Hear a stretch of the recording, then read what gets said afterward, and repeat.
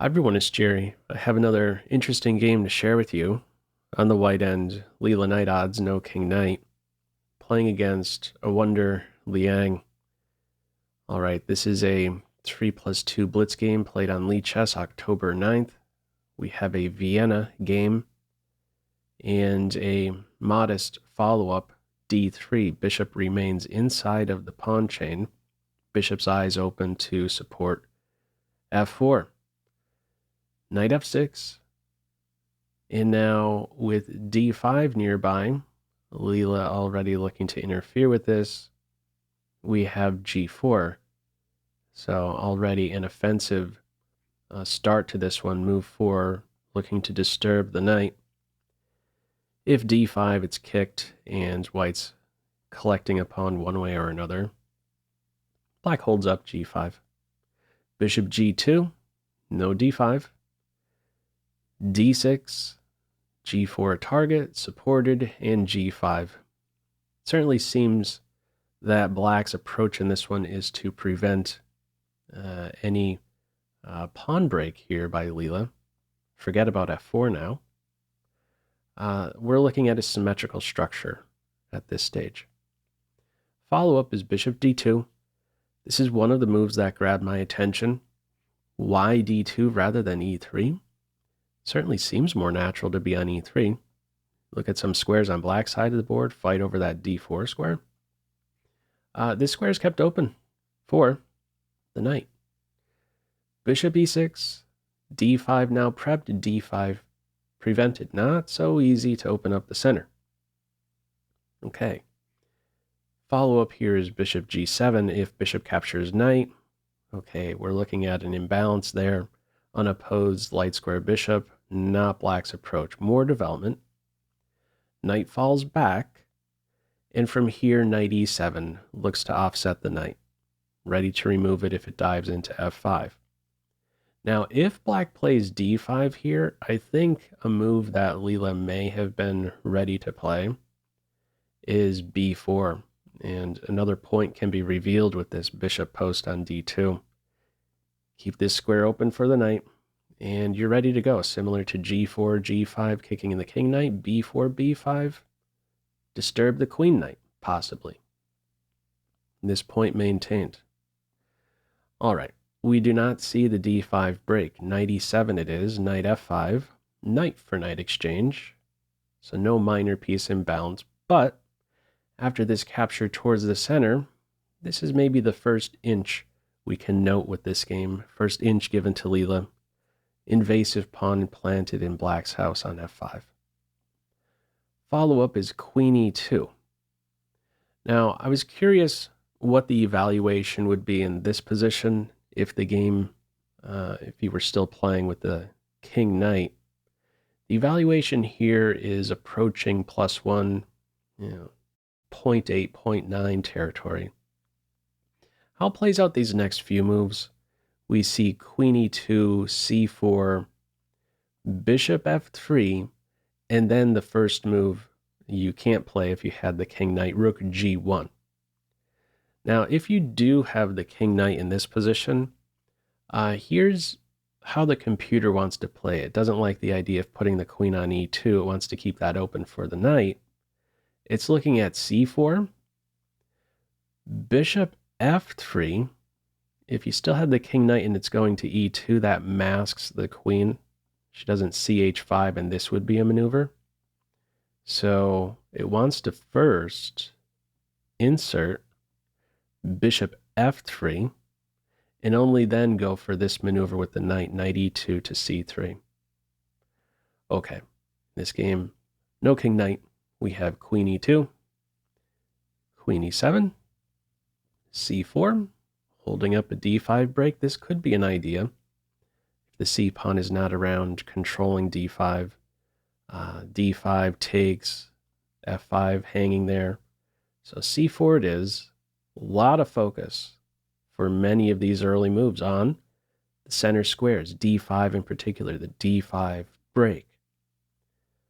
All right, follow-up a5. Maybe Leela was ready to start grabbing space on the queen side. That idea is shut down. Bishop f3, b6, rook g1, follow up bishop c6, queen goes back home. Okay, this one's tough to wrap one's head around. I'm not entirely sure what is going on with queen to d1. She is more flexible on this home square. Maybe goes in this direction at some point, not now. Very flexible piece from d1. I believe one of the points, and this is really deep, you have to really see these next few moves to maybe come up with a point or two behind the queen going to d1. Black is going to shoot for some maneuver of the knight to this dream square on d4. And I believe queen d1 is already sort of sniffing this out, as odd as that may sound right now.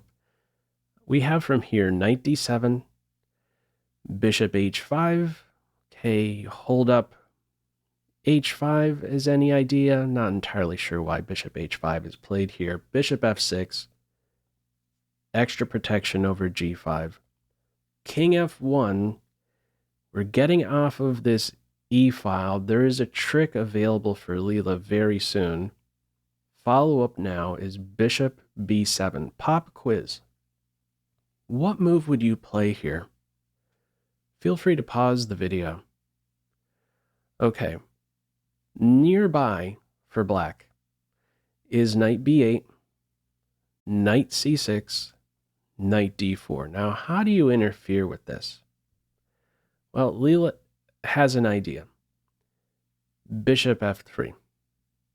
The knight in this game goes to b8, and now we see a d4 break. This knight will be able to get into d4. That's true. But the d-pawn will play a role in this case. The d-pawn will successfully get to this d5 square. Let's see why. Black from here plays knight c6. If you capture, this trick was available. e5. And because there's tension between the bishops, and because the king is on f1, this tactic works out where white wins the piece back. There is no queen captures pawn here with check to address the threat on the bishop. How do you parry these two threats? You don't. You win a piece here as white. Resolving this tension doesn't really resolve your problems. There's still an issue for the bishop and rook in this case.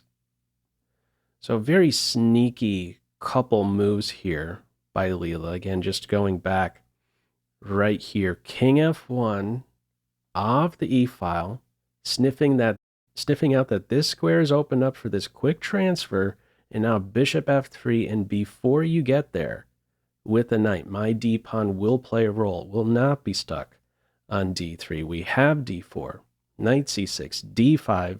This is another inch being given to Leela. The knight is on a good square. In almost all cases, in almost all human games, but somehow Leela finds a way to say that this knight is somehow not even really playing. It's weird. It's really weird. This is some deep stuff. Leela just plays around this piece like it doesn't even exist. Follow up, rook g3. c6 break, king g2. This is a nice, this arrangement right here, nice reorganization. King off of the back rank, nice and cozy here on g2. Possibly some rook h1, h4 idea. Rook is a flexible piece, has some lateral options here on the third rank. We see the capture on d5. C takes d5. Rook c8. Bishop e2. King f8. a4. Maybe a b4 break, prying open the queen side at some stage. King g7. Bishop d3. Bishops do a good job controlling any entry points here on the c file. Rook a8. Rook c1. Rook hc8. No thanks. I don't want a rook exchange just yet. Rook goes back. Pieces stick around on the board. Bishop a6. Okay. We see a light square bishop exchange. And now there's some cost here, like a positional cost in playing in this fashion. This is still considered winning for black, but a bit off balance now. Rook's not connected. We see h4 here. Follow up rook a to a8, queen h5. Now, how do you cope with this pressure on g5? It's attacked 4 times and only defended 3. So clever move here, rook h8. If there's a capture on g5 here, it's not working out for white because after the recapture, the queen is in trouble. No time to take on g5. So that's a sneaky way to indirectly defend g5. Now we have rook c1. Now black is not in a position to contest the c-file. Also, let's examine this knight. It's in the center, has a lot of options, right? It has not a single good move. Everything, all of these squares are covered by white pieces or pawns. You got nothing here. Knight in the center. You're invasive. You're not really invasive in this case. Okay. From here we have rook a to g8. Follow up rook h to c3. Quickly transferring now. Look at the flexible arrangement with those rooks. Could have maybe been some quick doubling here, the king move, or a quick doubling here as we're seeing in the game on the queen side. Black here, we might say, is now overcommitted on the king side. Knight continues to be worked around. No problems. Pop quiz, how would you respond here? Feel free to pause the video. Okay, Leela has really been putting the pressure on A-Liang here. He is under 30 seconds by this point. Black is in an only move situation to still keep a winning advantage. Does not come up with it. And it goes into turtle mode. Babysits f7, anticipating this rook landing on the 7th rank. The best move here was rook d8, meeting rook c7 with rook d7. Okay, in this game we have rook f8, rook c7, sure enough. The queen is saved. Pop quiz, what's your move here? Feel free to pause the video. Okay, move 36. This is a game ender. We have a mate in 1. A pretty finish with queen g6. Checkmate. You got a pinned pawn there. Wow. I don't know. There's multiple takeaways for me with this game. This knight. In almost any other game, it's going to be amazing. But it's not amazing here.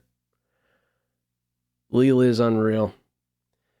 Anyhow, your thoughts with this one, feel free as usual to leave any feedback to this video in the comment section below. I hope you enjoyed it. Maybe took a thing or two away. That's all for now. Take care. Bye.